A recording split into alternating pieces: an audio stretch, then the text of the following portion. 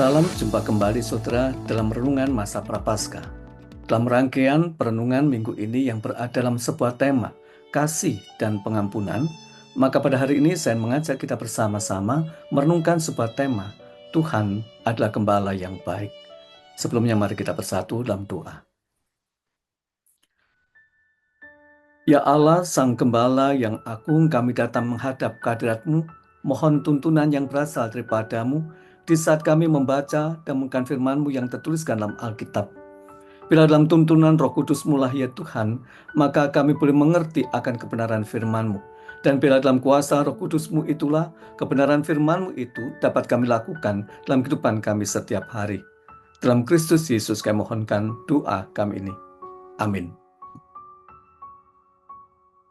Bacaan kita pada hari ini terambil dari Injil Yesus Kristus menurut Yohanes pasal yang ke-10 ayat yang ke-11. Demikian.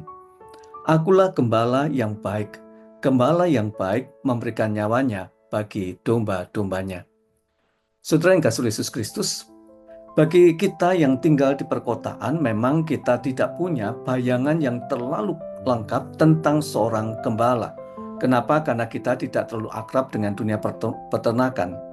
Tetapi kalau toh kita punya bayangan tentang seorang gembala, maka tentulah gembala masa kini yang kita kenal dengan gembala pada zaman dahulu berbeda. Pada zaman dahulu seorang gembala kerap kali harus berhadapan dengan bahaya maut, salah satunya yaitu binatang buas. Demikian juga dia tidak hanya mengembalakan kawanan domba dalam jumlah yang sedikit, namun dalam jumlah yang sangat banyak. Dan juga seorang gembala kehidupannya berada di padang rumput yang luas. Dan karena itu dibutuhkan kewaspadaan dan kehati-hatian agar kawanan domba itu dapat terjaga dan terpelihara dengan baik. Dalam konteks seperti inilah Yohanes mencatat pernyataan Yesus tentang siapa dirinya. Yesus memosisikan dirinya sebagai seorang gembala yang baik. Mengapa?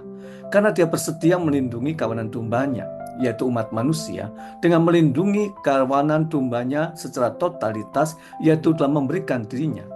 Dia tidak hanya sekedar menjaga, namun dia tidak segan-segan untuk melindungi dan berkorban bagi kawanan dombanya, yaitu saudara dan saya. Sebagai seorang gembala yang baik, dia juga akan senantiasa menyertai, dan manakala ada yang hilang dan tersesat, dia akan mencarinya. Dalam konteks kondisi perekonomian yang berat, yang membuat banyak orang mengalami keterpurukan secara finansial, pengurangan tenaga kerja, dan masih banyak persoalan lainnya sebagai dampak perekonomian yang berat ini, bisa membuat seorang berada dalam lembah yang sangat kelam. Maka pada hari ini, kepada kita, firman Tuhan ini hendak mengingatkan bahwa ketika kita berada dalam masa yang kelam, kita masih punya Gembala Agung. Dia akan menuntun kita, dia akan melindungi kita. Karena itu tetaplah kita mendekat kepadanya dan membiarkan diri kita berada dalam tuntunannya. Malah kita mendengarkan suaranya yang memberikan arah dan tuntunan atas kehidupan ini. Dan bila dalam kehidupan yang seperti itu, kita tetap mampu berpengharapan, sehingga kita mampu melewati badai yang ada ini, sehingga biarlah badai ini kemudian cepat berlalu dalam kehidupan kita. Oleh karena itu, ingatlah, kita punya Gembala Agung, dan oleh karena itu biarkanlah dia menuntun kehidupan kita. Tetapi mari kita bersama-sama sekarang mencoba untuk merenungkan. Selama ini, apakah Tuhan itu benar-benar kita posisikan sebagai gembala yang menuntun, melindungi, dan mengarahkan kehidupan kita? Pengorbanan Yesus di atas kayu salib, apakah sudah kita responi dengan baik dalam menjaga hidup yang berkenan kepada Dia? Ataukah sesungguhnya kita tidak menempatkan Kristus sebagai gembala yang agung atas kehidupan kita? Mari kita bersatu di dalam doa. Ya Yesus, Sang Gembala Agung atas kehidupan kami bersyukur ketika Engkau boleh menegaskan kepada kami bahwa Engkau ada gembala atas kami.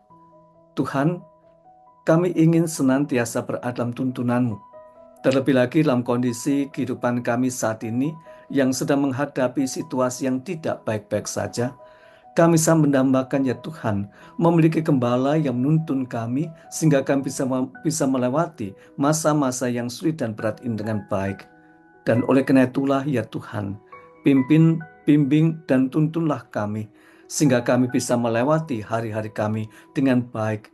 Dan pada saatnya kami boleh melihat, sungguh, mempercayakan kehidupan kami kepada Engkau ada sebuah pilihan yang tepat. Oleh karena itulah ya Tuhan, tolonglah kami. Dalam nama Allah Bapa, Anak, dan Roh Kudus, kami berdoa. Amin.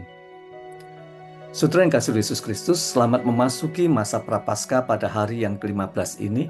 Dan bagi saudara yang sedang menjalankan puasa, demikian juga yang sedang menjalankan tarak, maka kami ucapkan selamat menjalankannya, dan kiranya Tuhan menguatkan saudara. Tuhan memberkati kita semua. Amin.